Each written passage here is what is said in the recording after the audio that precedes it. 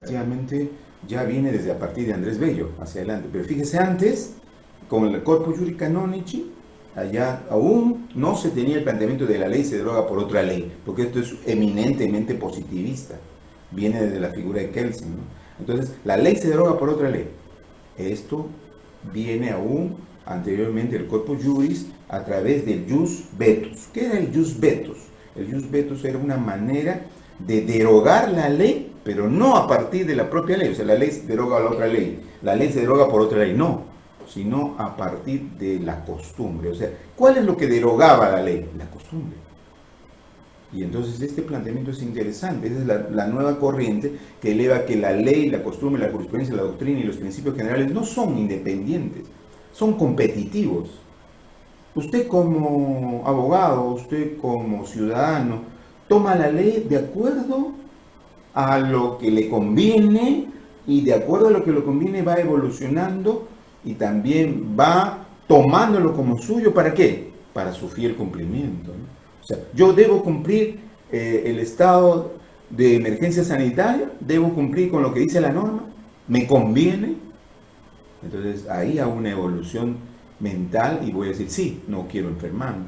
Pero habrá otros jóvenes que dirán, no, a mí no me importa. Finalmente, como vimos en la televisión, dirán, yo soy joven y a mí no me va a afectar. Es más, eso son dichos y corrientes que finalmente a mí yo estoy bien alimentado y no me va a dar el coronavirus. Fíjese, esa es la mentalidad que tienen algunos.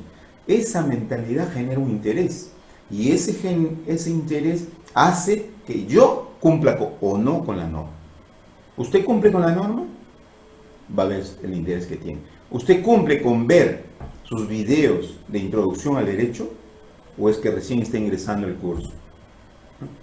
Eso depende del interés que tiene usted por aprender el curso, por cumplir con las disposiciones de la universidad, para aprobar el curso. Fíjese, interesante, ¿no? Pero si yo no tengo interés, bueno, voy a entrar cuando desee, voy a argumentar tal vez que no he tenido tiempo, o no puedo, o no tengo acceso, o no tengo internet. O sea, dependerá de muchos factores. El interés es fundamental, la motivación. Entonces yo tengo interés y voy a generar que esa ley tenga la manifestación voluntad soberana, pero a partir de la inducción que yo mismo le dé para poder conocer sobre esto. Entonces, acá, esta teoría no es actual, viene aún, como le decía, del Corpus Juris Canonici. Y el Corpus Juris Canonici nos hablaba algo interesante, el Jus Vetus. ¿Qué quiere decir el Jus Vetus? Ustedes escucharon de esa palabra, echa la ley, echa la trampa. Hay muchos abogados que emplean eso. Echa la ley, echa la trampa. Ah, bueno, como aquí hay una figura no muy clara, voy a aprovechar de ella. Hoy mismo vemos una gran figura. Bueno, lamentablemente la ministra del Trabajo autorizó esta suspensión perfecta y ahora luego ya se retrotrae y dice, no, es solo para casos excepcionales, pero ya lo dio. Y va a ver usted un gran listado de empresas que ya tienen todo argumentado para la suspensión perfecta. Es más, ya están suspendiendo a esos trabajadores. Lamentable, ¿no? Lamentable porque eso no debió darse por el Ministerio del Trabajo. Eso debió ser, como lo dice la ministra, excepción. Y la excepción no tengo que difundirlo y propagandizarlo para después retrotraerme y decir, no, esto solamente procede en casos excepcionales. Es más, ni siquiera hubo en su momento la reglamentación, por lo tanto ya muchas empresas, miles de empresas han registrado la suspensión perfecta de sus trabajadores. Lamentable. Entonces, echa la ley, echa la trampa. ¿Se da cuenta? Ese es el Jus Vetus. Es decir, yo tengo que utilizar el derecho consuetudinario, o sea, la costumbre, para afectar a la ley. ¿Se da cuenta? Entonces he usado la ley y la costumbre. ¿Por qué? Porque la costumbre propiamente está ceñida al quehacer de la actividad comercial, en el ejemplo que damos, y esa empresa, pues, lógicamente no puede continuar laborando en esta situación y tampoco puede continuar teniendo a sus trabajadores ahí en el registro como tales, pues esto le está generando pérdidas. Entonces, ya salió una norma, no estaba muy bien explicitada, pero ya el Ministerio de Trabajo le dijo, puedes suspenderlo, y hay una suspensión perfecta autorizada y de frente. La costumbre genera automáticamente su efecto, la jurisprudencia y la ley. O sea, he combinado fuentes. ¿Para qué? Para ver, de acuerdo a mi interés como empresa, a cancelar a mis trabajadores. Lamentable. Esto se llama jus vetus, es decir, utilizo prácticamente un planteamiento de la época incluso del derecho del corpus juris canonici, del jus vetus, para decir, echa la ley, echa la trampa. Antes en la colonia era algo similar. ¿Qué se decía antes en la colonia? En la colonia se decía, se acata, pero no se cumple. ¿Qué sucedía en la Real Audiencia?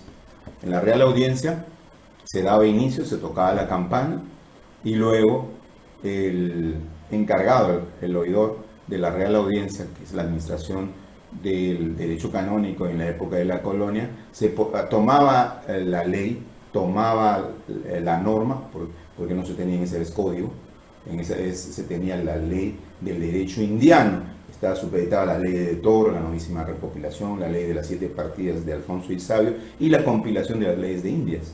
Entonces, todas estas que le servían en la época de la colonia al oidor para administrar justicia dentro de la colonia, tomaba también algún criterio del jus vetus, cuando le convenía o cuando convenía a la sociedad o al conjunto.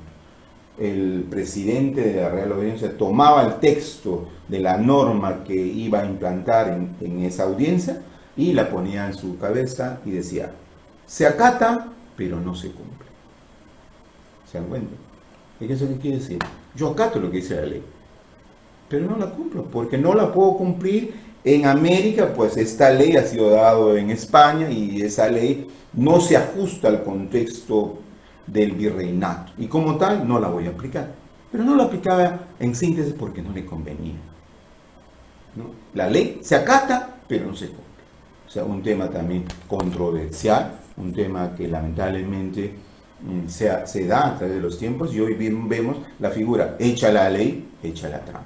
Pero esta figura nos enseña ¿qué? Nos enseña que las fuentes del derecho que nosotros conocemos, que ustedes jóvenes muy bien ya tienen idea, ya han leído, es más, van a tener ustedes un examen oral que les va a permitir expresar todos estos conocimientos, pues el abogado tiene que ser expresivo, tiene que tener retórica, tiene que saber hablar, tiene que saber convencer, tiene que saber refutar, duplicar, ¿no? Entonces, esto es interesante, esto es el derecho. Usted estudia esta maravillosa carrera que viene a ser el derecho, algo muy atractivo y muy simpático que te permite a ti tener el arte del convencimiento, que es la argumentación, ¿no? Y el arte de la retórica. Y entonces ahí tenemos las fuentes que hemos hecho, la ley, la costumbre, la jurisprudencia, la doctrina y los principios generales.